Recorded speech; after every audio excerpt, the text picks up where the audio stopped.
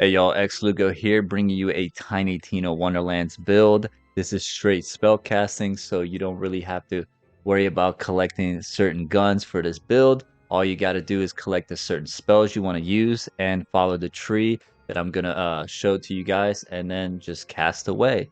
If you're new here, please subscribe and like the video. Borderlands 4 is around the corner, so make sure you subscribe so you can tag along with the crazy ideas I'm gonna come up with this September. Thanks again for watching the video, and let's get to it. So we're going to start with the skill tree first. We are going with Spellshot and Graveborn as our pair. This is very good when it comes to survivability while dishing out damage. With the Graveborn, every time you do damage, you will be healing a portion of it back to you. Very good if you wish to play a very aggressive play style. Our first note here we are getting so we can equip 2 spells in our spell slots. The spell shot comes with spell weaving. Generally, the more stacks you have, the more damage you'll do. We can increase this later on. I'm going to highlight some nodes that I got. For example, spell critical chance, the higher this is, the more damage you'll do. Some spell cooldown rate as well. This paired up with glass cannon. Glass cannon, you no longer recharge your shield, but this mage armor is you recharge your ward. They call it ward, but shield whenever you do damage. So the more damage you do, like I said before, the more tanky you are. And then this is how we increase our spell weaving stacks. This gives us +3. It's very, very good for our DPS. Mage bullets this is only good while you're leveling. I recommend you getting this so that way you can use your guns while you don't have enough cooldown reduction for your spells to be up. Then Graveborn here, just more spell cooldown rate is increased, so you're casting constantly all the time. Once you get this 5 out of 5, and this one pretty high up too, you pretty much stop using guns, really. Then we got things like the Faith Maker deals increased damage for every companion he has. So we are randomly spawning companions. We have the Demi Lich companion here. Anytime we cast a spell, the Demi Lich will cast Hellblast as well. So you have your companion out. So that way this takes an effect and will do more damage. This is where our healing comes into play. Whenever the Faith Maker casts a spell, they regenerate health over a brief duration. We are constantly casting a bunch of spells, so this is always going to be healing us as long as we are casting spells. Now, bonus dark damage, dark magic damage. Dark magic in this game heals you automatically. If you're casting dark magic, a portion of the damage you deal with dark magic heals you.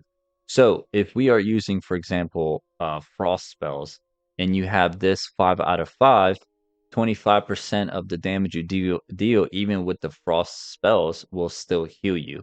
So this is a ton of healing coming back in by just doing damage. Now, whenever you kill things, you have a chance to summon Hydras. This pairs up with this node here. The more companions you have, the more damage you do. And then we are doing some maximum health every time you kill enemies. So it keeps going where the more damage you're doing, the more killing you're doing, the tankier you get. So it's a very aggressive playstyle. I highly like it. I don't wish to hide in the back, snipe some enemies. I just want to be up front line, shooting all my spells. It's very fun to do. And then we have our, I guess you can call it like, I wouldn't say ultimate, but like our ultimate node of the Graveborn. Casting a spell automatically activates all Faithmaker's kill skills. This is very, very, very powerful. This activates almost all of our stuff going on in our build. Anytime we cast a spell, it just makes us very tanky and very powerful. This is pretty much it for the skill trees.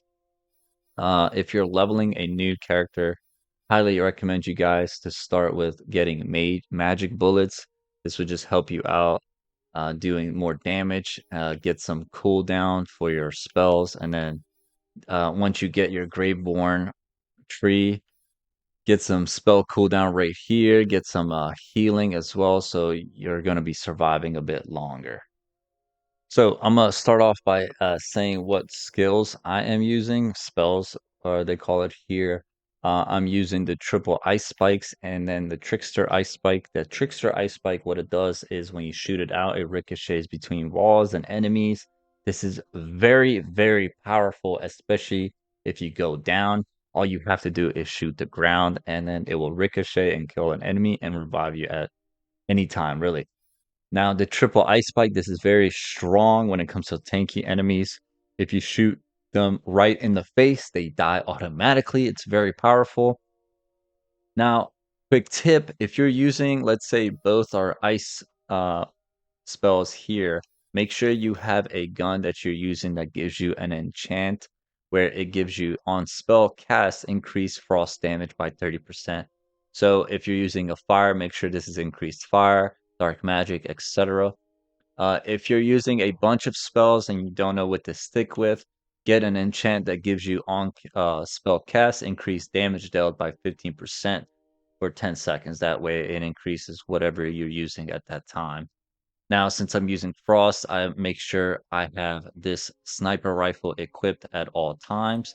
Like right now, I have the sniper rifle out, so that way when I do cast my spells, they will do a lot more damage. And like I was saying, this ricochets off walls. This is going to be a very good spell to use early on. When there's a lot of enemies, it just kills everything on your screen.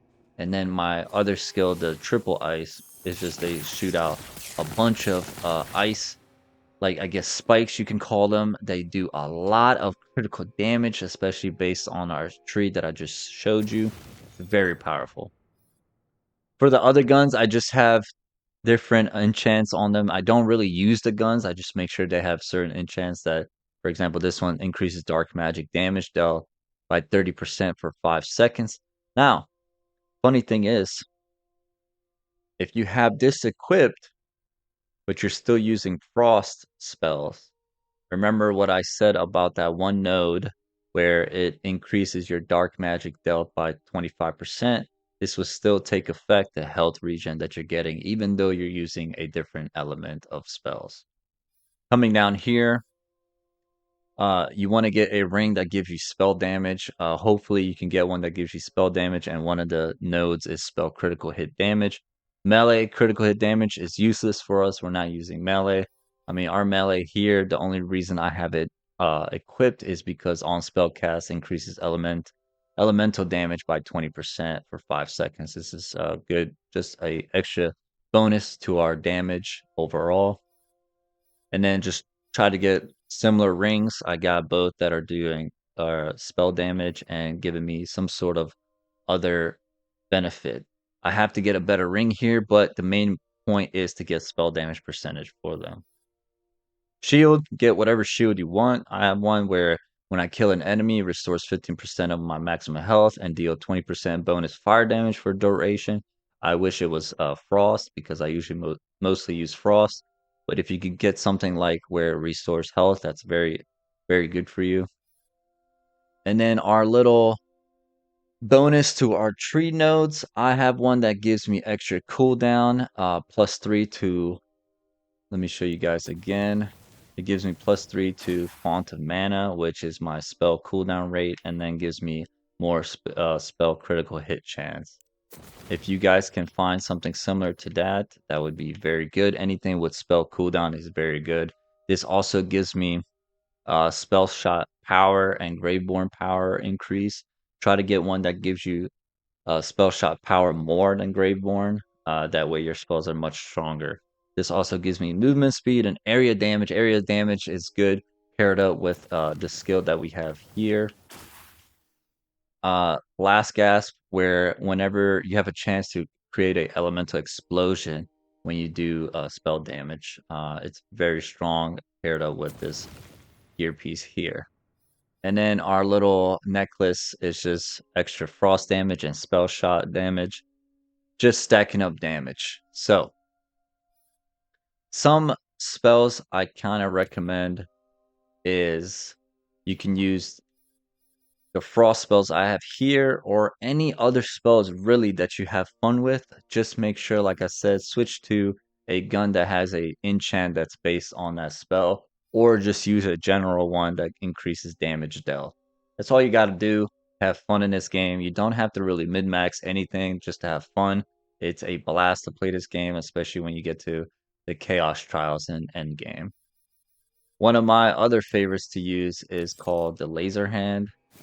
It's like a you charge it up and you just it's like an Iron Man laser hand pretty much. It's really fun to use, very strong, and the cooldown is really fast for it. It's already back up. Charge it, shoot it, 3-second cooldown, and it's back up. And that's 3 seconds without having any kill after effects as well, or cooldown reductions from getting kills.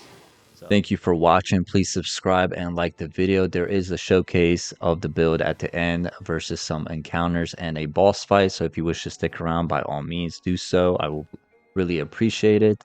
Borderlands 4 is around the corner. I'm excited to make some content for that. So subscribe so you can keep up to date on the build guides for that game. Thanks again, guys. See you soon. All right, I'm going to show you guys a quick showcase on the build.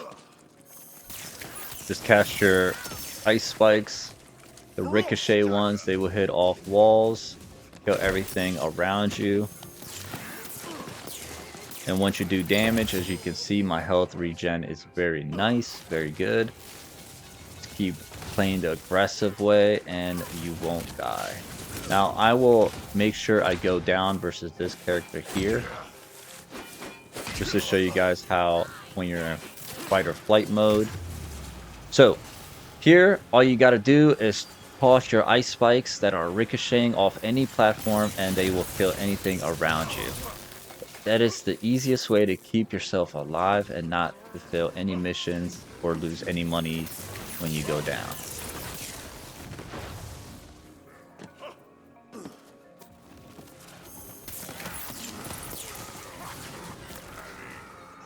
Clear out these guys, and I think the boss round is next. Yes, there it is. Side objective failed. I didn't even know I had one. Wasn't paying attention. Oh well.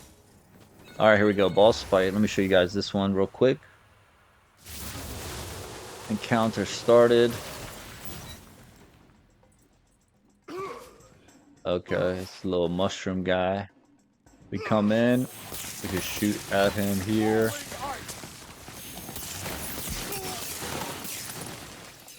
Bunch of damage. Spells back up.